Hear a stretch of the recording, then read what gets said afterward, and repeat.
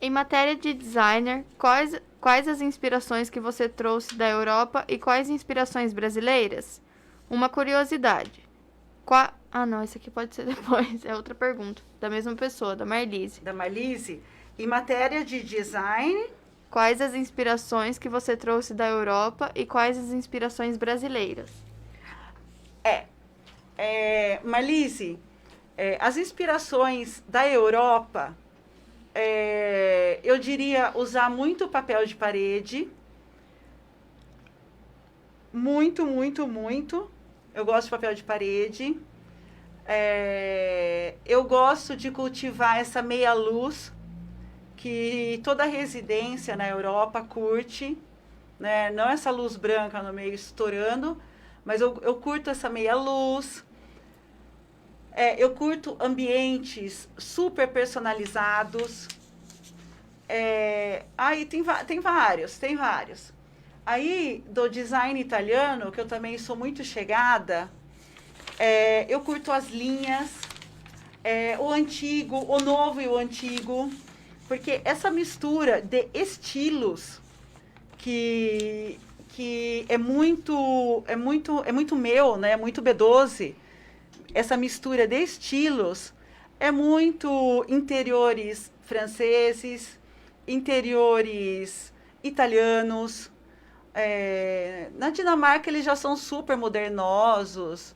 Na Inglaterra misturam muito também. Então, assim, os ambientes mais loucos que eu já vi são os italianos e as cores.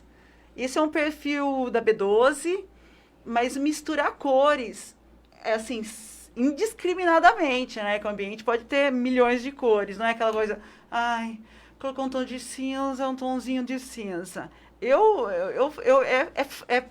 É sair fora do padrão. Essa é a minha influência europeia no design. Agora, a brasileira, eu, eu gosto eu gosto muito do bambu, do natural, do verde, dos elementos naturais, muito barro, essa coisa mais voltada para a terra. Tem um trabalho do Sérgio Matos, que é um designer absurdo, que ele faz aquelas poltronas em formato de folhas. Então, tem muito, sim. Aqui no Brasil, eu sigo muitos irmãos Campana. Eles trabalham a ideia da reciclagem, de fazer e refazer. Eles têm o Instituto Campana. Eu, inclusive, já estudei com eles. Então, é mais essa coisa é, do artesão, do artista, sabe? A gente tem muito. E eu curto muitas cores também. Eu curto arte naif.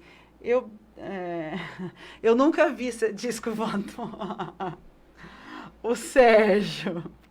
Eu nunca vi disco voador, mas eu tenho uma amiga que vê toda semana praticamente. Aí tem um que fala que foi abduzido. Então, vou te falar. Qual a outra pergunta da Marlise? É... Uma curiosidade. Qual a diferença entre os países europeus de língua latina e os demais? Ah, Marlise, por vivência, né? Por vivência, eu acredito que os países latinos, europeus, latinos, né? Eles são muito. A diferença é que eles são muito chegados nos filhos, aquela coisa muito fechada, aquela coisa deles não quererem a família. Eu acho que é muito pesado nesse sentido.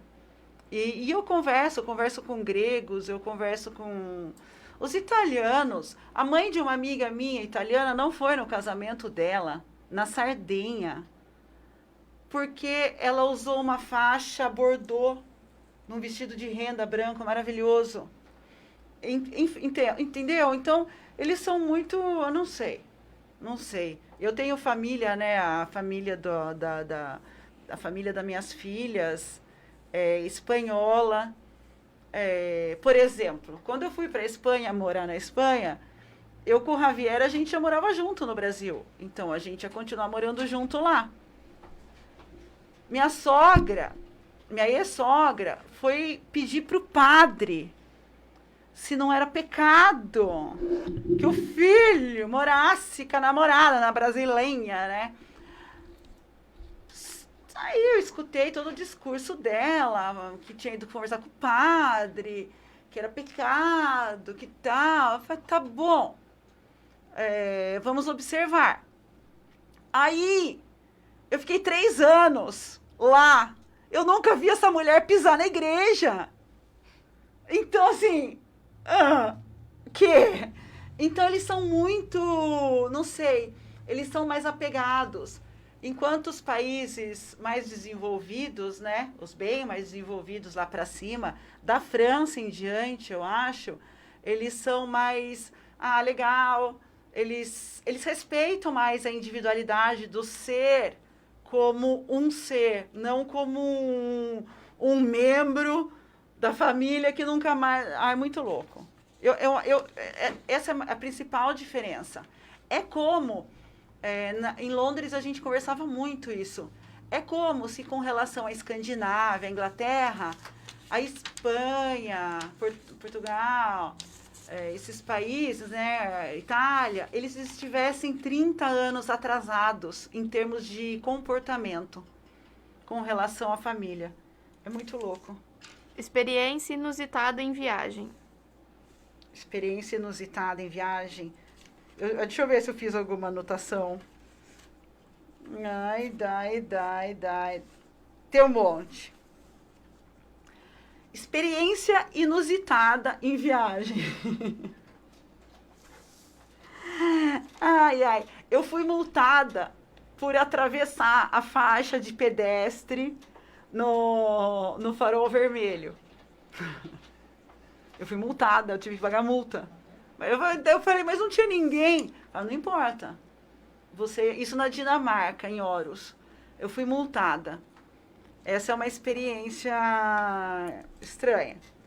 Aí, essa época que eu morei lá, até agora, né? Mas em Paris, eu vivi o ataque de São Michel. O ataque terrorista. Eu passei 2 horas, eu ia passar. A bomba estourou 7h30 da manhã, eu tinha aula 9h30, e eu sempre passava por São Michel. Aí eu cheguei na Gare de Austerlitz, mas eu tinha 19 anos, né? Tudo fechado, e aquela correria, e para onde que eu vou? Mas parecia cena de guerra.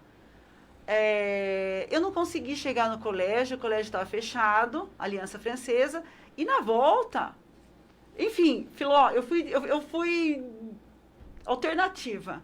Eu consegui chegar no bairro que eu morava, assim, 4 horas depois. Aí eu liguei a TV. Então, essa experiência, né, em Madrid, eu vivi o 11M, e todo dia eu punha a TV de manhã no noticiário, foi a primeira notícia, foi inusitada. E, isso é estranho. Eu fui acompanhar uma amiga minha ela ia mudar de Londres para Edimburgo, na Escócia, e eu fui acompanhá-la até o aeroporto para ajudar com as malas e tal. E eu, engraçadinha, não paro de falar besteira, durante esse assunto de bomba é muito sério lá, né? É muito sério. Durante o check-in, a aeromoça lá, a comissária, ela perguntou para minha amiga, Suzana, se ela estava levando algum pacote para alguém. Daí eu me intrometi na conversa e falei, ela tá. Ela falou, como assim? Eu falei, você está levando um pacote meu. Só que eu falei, brincando. E ela falou assim, mas o que você deu para ela? Eu falei assim, eu dei uma bomba. Em segundos, eu e minha amiga, com policiais, com metralhadora, levadas dentro do aeroporto para tomar geral. E minha amiga falava assim, se eu perder o avião, eu te mato. Se eu perder o avião, eu te mato. Enfim, essas acho que são as mais, assim... não tinha bomba, nada, ela liberou.